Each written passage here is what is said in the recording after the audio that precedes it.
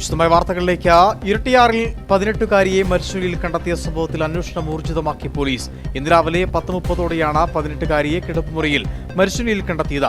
സംഭവ സ്ഥലത്ത് ഉന്നത പോലീസ് ഉദ്യോഗസ്ഥരെത്തി പരിശോധന നടത്തി. അതേസമയം ആത്മഹത്യയാണോ കൊലപാതകമാണോ എന്ന കാര്യത്തിൽ വ്യക്തത വന്നിട്ടില്ല. രാവിലെ 10:30ഓടെ അമ്മ വിളിച്ചുണർത്തുവാൻ ചെന്നപ്പോഴാണ് മരണവിവരം അറിയുന്നത്. ഉടൻ പോലീസിൽ വിവരമറിയിക്കുകയായിരുന്നു. ടീഷർട്ടും പാന്റുമായിരുന്നു വേഷം. കഴുത്തിൽ ബെൽറ്റ് ചുറ്റിയ നിലയിലാണ് മൃതദേഹം കണ്ടെത്തിയത്. ഇതാണ് കൊലപാതകമെന്ന സംശയത്തിലേക്ക് എത്തിച്ചതും. ഒരു 10:30ഓടുകൂടിയാണ് ഈ വിവരം ഞങ്ങളെ അറിയിക്കുന്നത്. ഞങ്ങളിവിടെ വരുമ്പോൾ ഈ കുട്ടി ഒരു സൈഡിലേക്ക് ചെരിഞ്ഞ് മരിച്ചു കിടക്കുന്നതായിട്ടാണ് കാണാൻ കഴിഞ്ഞത്. എന്താണെങ്കിലും ഈ സംഭവവുമായിട്ട് ബന്ധപ്പെട്ട് പോലീസ് വളരെ ശ്രദ്ധയോടെയാണ് ഈ കാര്യങ്ങൾ അന്വേഷിക്കുന്നത്.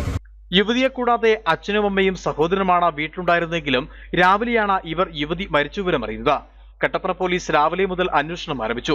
ഉച്ചയ്ക്ക് ശേഷം ഫോറൻസിക് സംഘവും ഡോഗ് സ്ക്വാഡും സ്ഥലത്തെത്തി. പ്രതികൂല കാലാവസ്ഥ പരിശോധനയ്ക്ക് തിരിച്ചടിയായി. ഇടുക്കി SP വിഷ്ണു പ്രദീപ് TK സ്ഥലത്തെത്തി അന്വേഷണം വിലയിരുത്തി.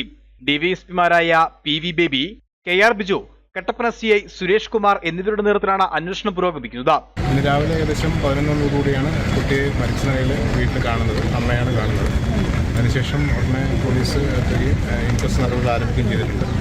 പോസ്റ്റ്മോർട്ടം കൂടി നടത്തും, അന്വേഷണം നടക്കുന്നുണ്ട്. കൂടുതൽ കാര്യങ്ങൾ പിന്നീട് അപ്ഡേറ്റ് ചെയ്യും. ഇടുക്കിയിൽ നിന്ന് ഫോറൻസിക് സംഘവും ഡോഗ് സ്ക്വാഡും പരിശോധന നടത്തി. സമീപത്തെ CCTV പരിശോധിക്കുകയും സംശയമുള്ളവരെ ചോദ്യം ചെയ്യുകയും ചെയ്തു. ഉടുമ്പൻചോല MLA MM മണി, ഇരട്ടിയാർ പഞ്ചായത്ത് പ്രസിഡന്റ് ജിഷ ഷാജി, CPM ജില്ലാ സെക്രട്ടറി CV വർഗീസ് തുടങ്ങി ജനപ്രതിനിധികളും നേതാക്കളും സ്ഥലത്തെത്തിയിരുന്നു.